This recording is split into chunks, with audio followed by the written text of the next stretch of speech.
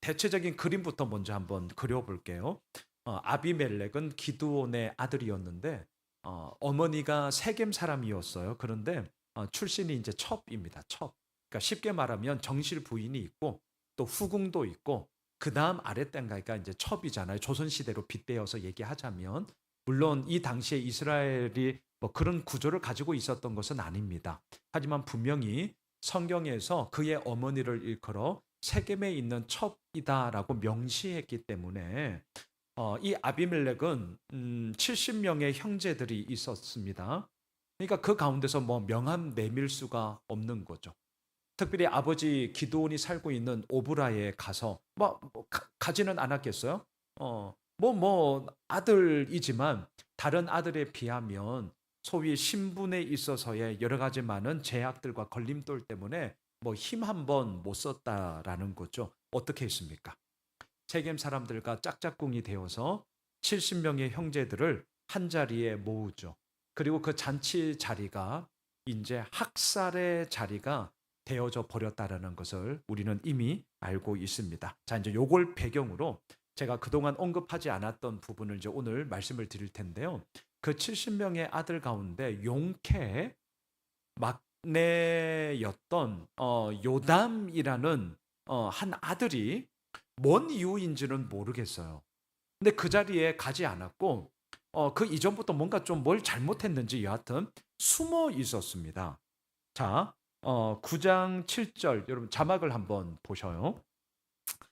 그래서 이 요담은 살게 되었는데 훗날 이제 사람들이 와서 이렇게 얘기합니다. 같이 한번 읽으시죠. 사람들이 요담에게 그 일을 알림해 요담이 그리심산 꼭대기로 가서 서서 그의 목소리를 높여 그들에게 외쳐 이르되 세겜 사람들아 내 말을 들으라 그리하여야 하나님이 너희의 말을 들으시리라. 자, 요담이 얼마나 꽁꽁 숨어 있었던지 그동안 있었던 일들을 요담 스스로는 몰랐습니다.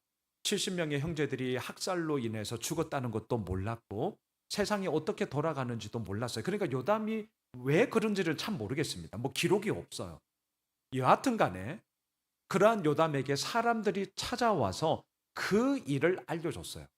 여기서 말하는 그 일이 형제들의 죽음과 지금 이스라엘 가운데 아비멜렉 세겜 첩의 아들이었던 아비멜렉이 소위 이제 왕권을 잡고 왕노릇하고 있다라는 소식을 알려준 거예요.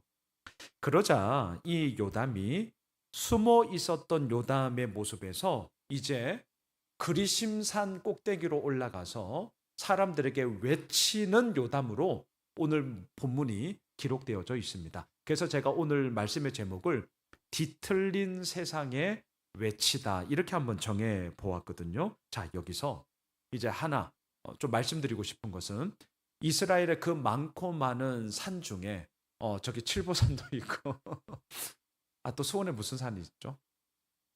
광교산도 있고 산도 있고 여러 산이 있어요. 이스라엘도 마찬가지인데요. 그리심산에 올라가요. 자, 물론 그리심산이 어디에 있느냐?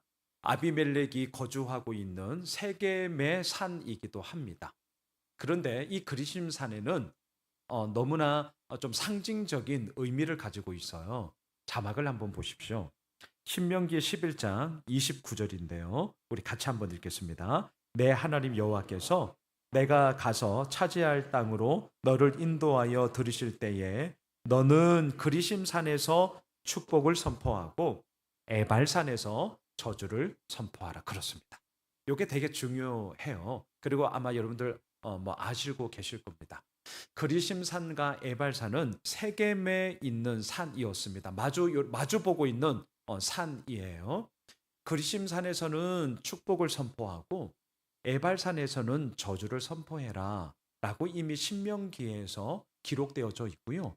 이것은 이스라엘 백성들이라면 누구나 다 알고 있는 사실이에요. 자, 이제 요게 중요합니다. 요담도 이 사실을 알고 있죠. 당연히 알고 있죠. 그런데 요담이 그리심산으로 올라가요.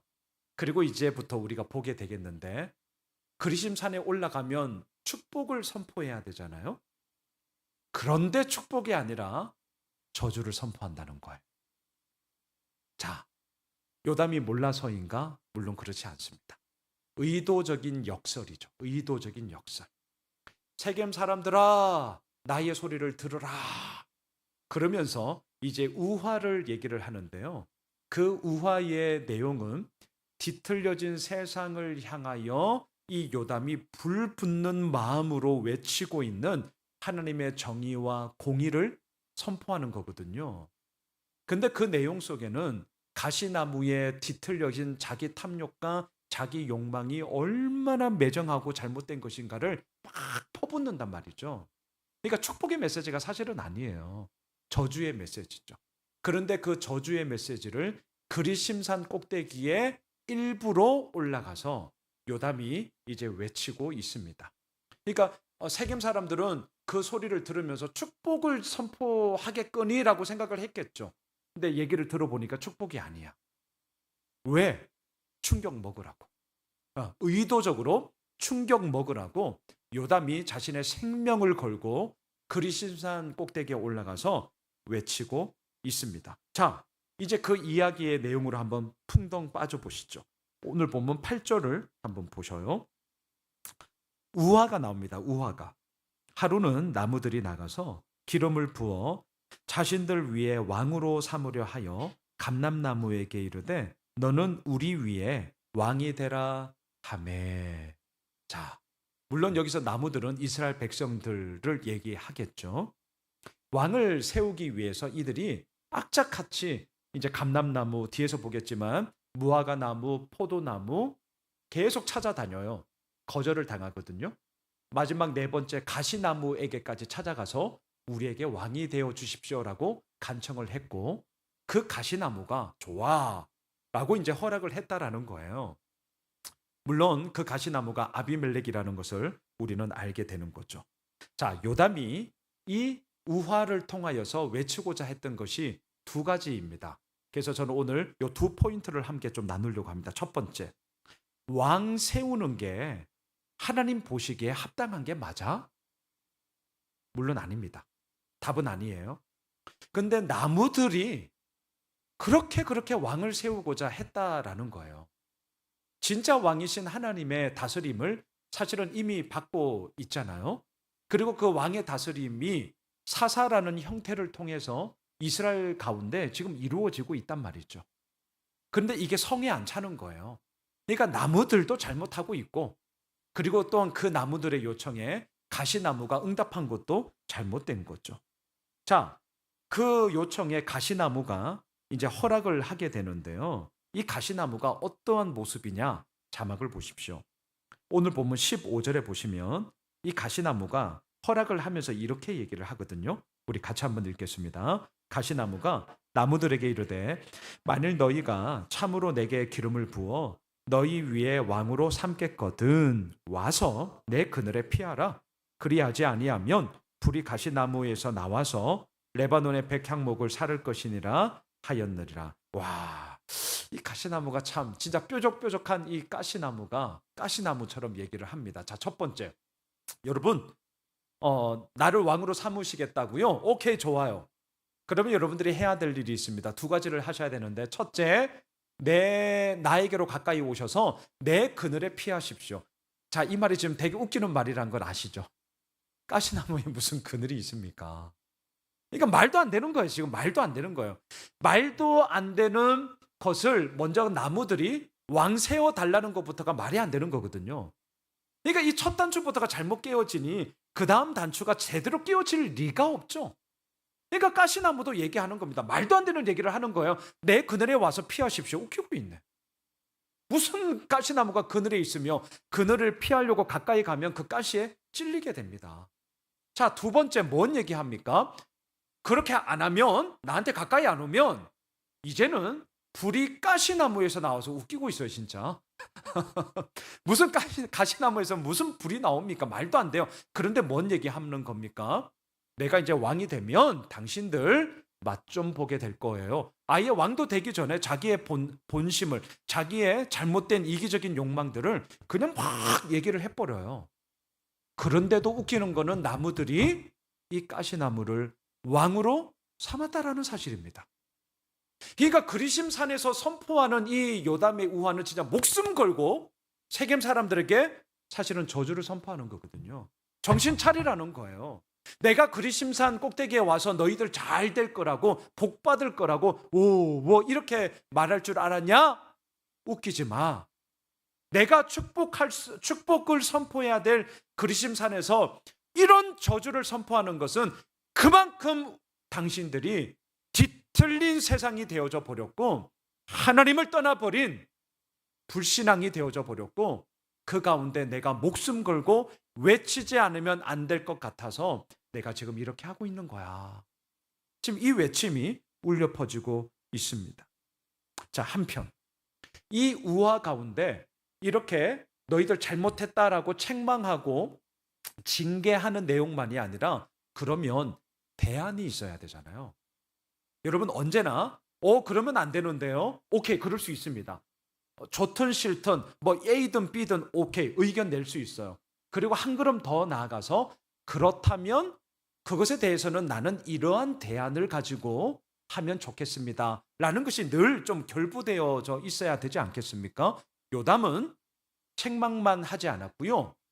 이 우화 가운데 그렇다면 우리는 어떻게 살아야 하는가에 대한 대안을 이렇게 얘기합니다. 여러분 9절을 보십시오. 자, 이제 새 나무의 이야기가 나와요. 이 나무의 모습이 우리가 그렇게 살아야 할 정답입니다 라는 것을 보여주고 있습니다. 같이 읽겠습니다. 감람나무가 그들에게 이르되 내게 있는 나의 기름은 하나님과 사람을 영화롭게 하나니 내가 어찌 그것을 버리고 가서 나무들 위에 웃줄 대리요 한지라. 와, 어떻습니까? 제일 첫 번째로 나무들이 감람나무에게 실은 찾아가서 왕이 되어 주십시오 라고 요청을 했습니다.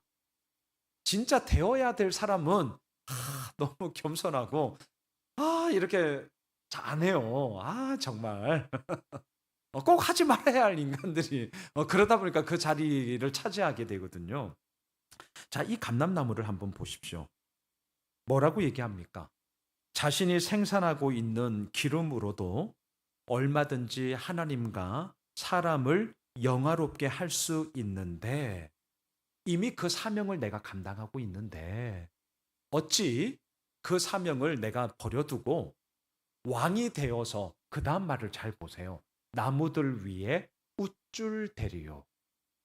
야, 이 감람나무는요, 왕이라는 위치가 자칫하면 어떻게 되는지에 대해서 정확하게 알고 있었습니다. 나무들 위에 뭐 다스리며 잘 이루어져 갈 것인 뭐 이런 내용이 아니라 대뜸 웃줄 대리요라고 정확하게 왕에 대한 약점, 왕의 자리가 뒤틀리는 순간 어떻게 되는지에 대해 너무나도 정확하게 얘기하고 있습니다. 고로 왕의 자리를 거절하겠다라고 얘기합니다. 자, 그 다음 나무를 한번 보시겠습니까? 11절입니다. 실은 똑같은 얘기가 계속 반복돼요. 자, 11절을 한번 띄워주시죠. 같이 읽겠습니다. 무화과 나무가 그들에게 이르되 나의 단 것과 나의 아름다운 열매를 내가 어찌 버리고 가서 나무들 위에 웃줄 대리요 한지라. 그렇죠. 똑같습니다. 무화과 나무 역시 이미 나의 이 열매, 이 단 것과 나의 아름다운 열매를 통하여서 하나님께 영광이요 뭇 사람들에게 귀한 아름다움과 또한 귀한 것들을 내가 이미 나누고 있는데 어찌 그 귀한 사명을 버리고 왕이 되어서 웃줄 될 수 있겠습니까?